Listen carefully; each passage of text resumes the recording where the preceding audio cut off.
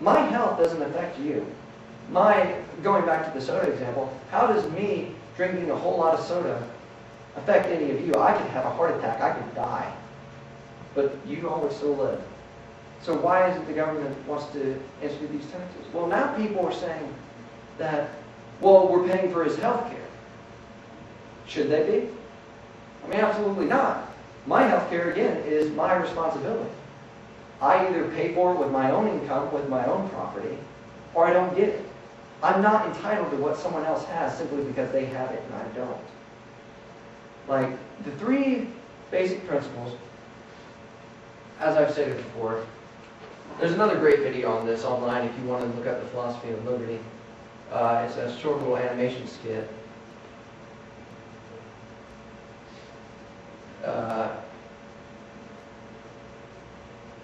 Now let's just say these three things, you have them, and I have my own.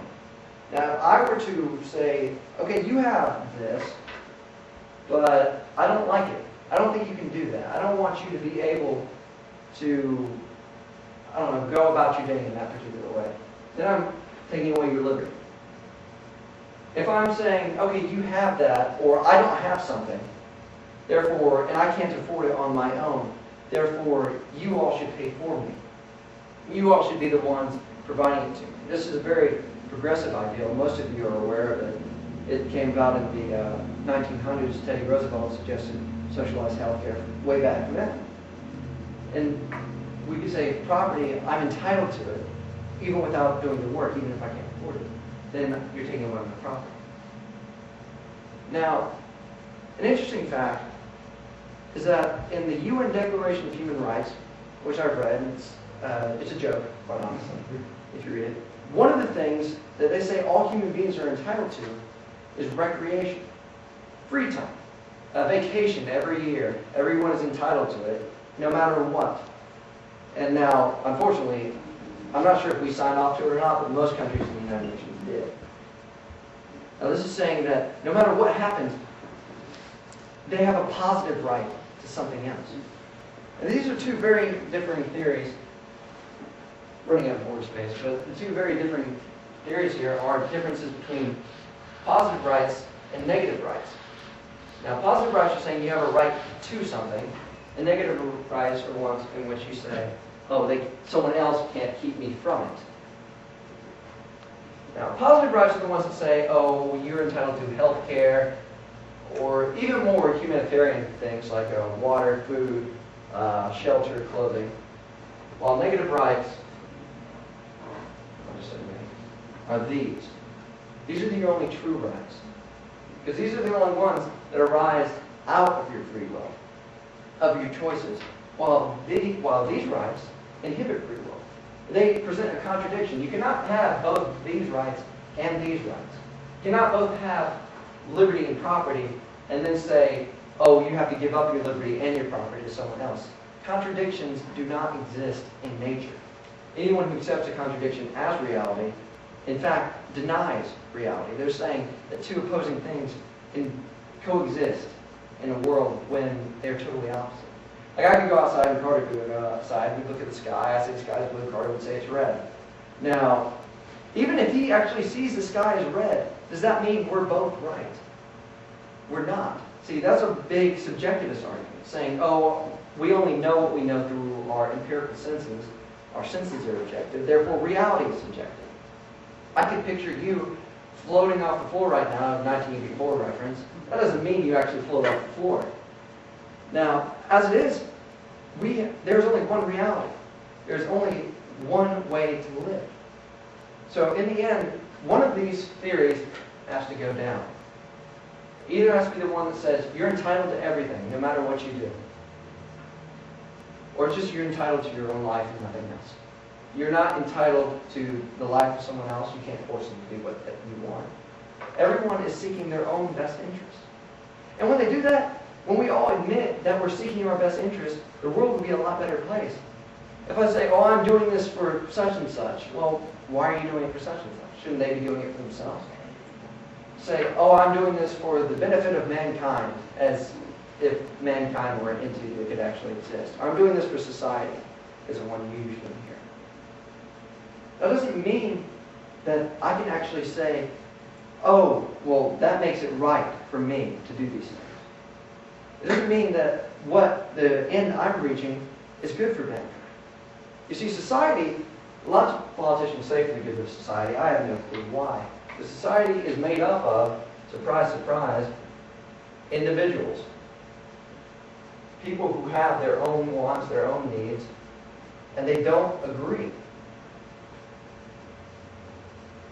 If they did, then yeah, you could have one overbearing policy. If everyone was unanimous on every issue, well, then we wouldn't have free will, first of all. We would have the same opinions based on just the fact that we're human beings. But the fact is, we disagree. We disagree on many, many things.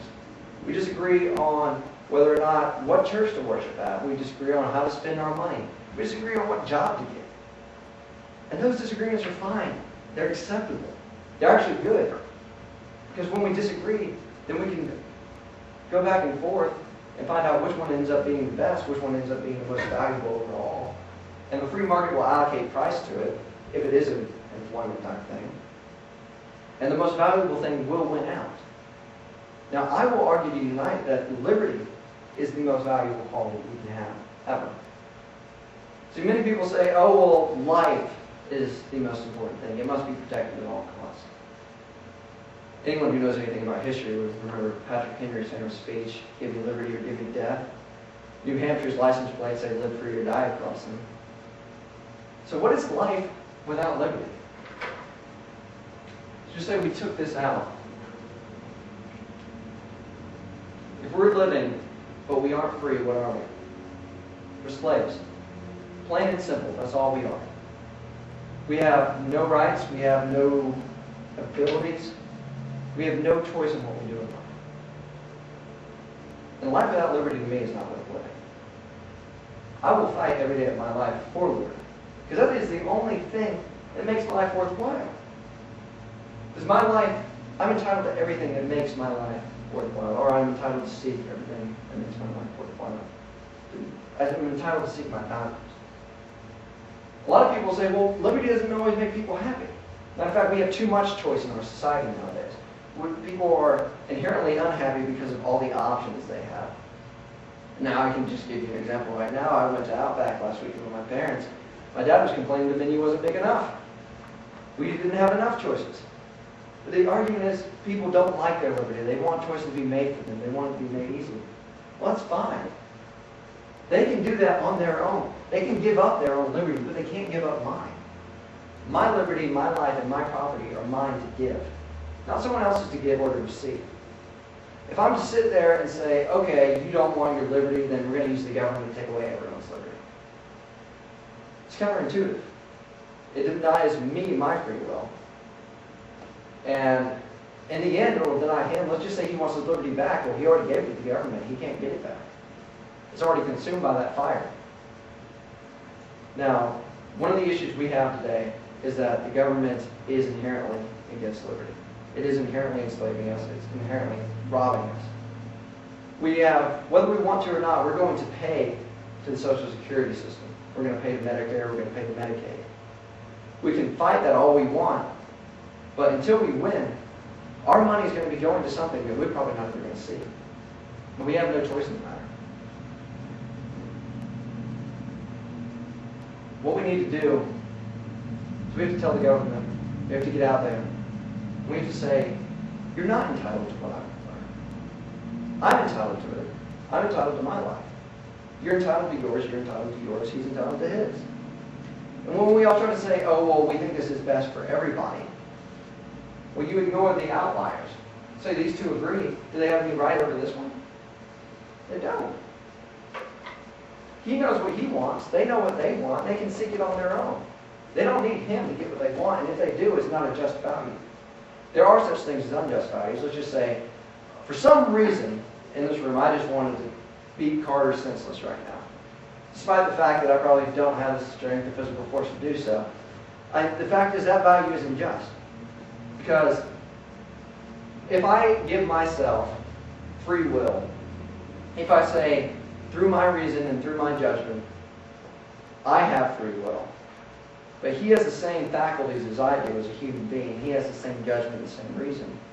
Then, by principle of identity, I have to extend to him the same rights that I hold. For me to say, oh, I have free will, but no one else does. Say, oh, I can make choices for myself, but no one else can.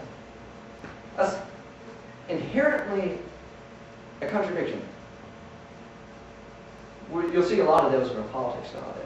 You'll see contradictions. You'll see President Obama going out there saying, you know, we have to, or no, I'm going to use a very famous one.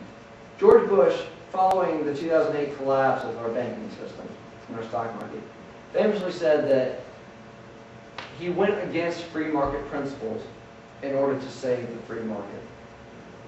That's kind of like saying, I am going to destroy this in order to save it. That doesn't make any sense, quite honestly. And when we think about it, we're doing that in every issue. We're saying, oh, we're going to fight for liberty abroad. We're going to try to protect our interests overseas when we're letting our government take our interests from us right here at home. Why send our boys overseas, our men and women, to Afghanistan or to Iraq or to wherever, and say, okay, fight these terrorists who hate us for our freedom, when back home it looks like we hate it. Like we're the ones saying, oh, well, you can't own a gun unless you go through all this major process. New York, for example, it's I believe, a 1-year-long process in order to be registered to carry a gun in the state of New York. And even then, you may not get it. You could be denied just as easily as, I don't know, going to your driver's test and running a red light. You'll get denied there too. So, the fact is, as George Washington said, government is force. It's a force that we have to contain. It's a force we're going to have to live with no matter what we do. Many people, I know we had an anarchist in our movement. He's a great guy. He knows what he stands for. He knows what he believes, and I respect him for it. But when you take away the government, you take away the things that will protect our liberty. You take away the things that will ensure justice, that will ensure it. But right now, the government is taking those things away anyway. So it all comes back down to us. We're saying, we are the ones who give the government the power to take advantage of. Ayn Rand once said that an injustice cannot be carried out for an extended period of time without the sanction of the victim. And the longer we just say, oh, that's okay, it doesn't really matter, we're giving them our sanction. Every time we go in the voting booth and vote for a candidate who we don't believe in, we vote for a compromised candidate, we vote for a governor who might as well be a crook rather than a politician. Not that those two things are mutually exclusive. But every time we do that, we're giving our sanction to the very processes which took away our liberty in the first place. And it's time we stand up and say, no. I'm going to stand for my rights. I'm going to stand for my liberty. And I'm going to stand for yours, yours, and yours as well. Because if I have liberty, you should too. I may not like what you do with it. I may actually despise how you use your liberty. I may despise how you use your life and how you use your property. But it doesn't affect me. Because I'm going to live my life the way I want to.